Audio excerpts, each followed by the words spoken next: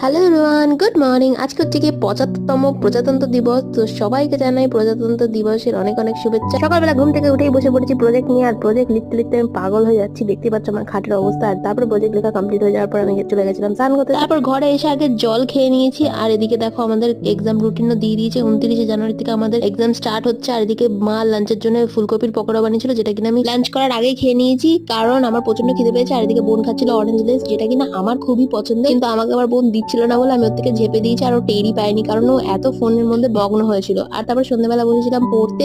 আর এই চকলেটগুলো দেখতে পাচ্ছ, এই চকলেটগুলো আমাকে একজন দিয়েছে। এই কিটক্যাট গুলো আমার জন্য, আর এই ক্যাডবেরি ডেয়ারি মিল্কটা আমার বোনের জন্য। যেহেতু আমি কিটক্যাট খেতে ভালোবাসি, তাই আমাকে কিটক্যাট দিয়েছে। হ্যাঁ হ্যাঁ, রোজ রাত্রেবেলা একটু করে খাও। রোজ রাত্রেবেলা আমাকে দিই না? দেখো আমার বোনটা কি হিংসুটে। আর রাত্রিবেলা বানিয়েছিলাম একটু চিকেন স্টু। ভিডিওটা ভালো লাগলে একটা লাইক করতে ভুলবে না। তো চলো আজকের মতন বাই।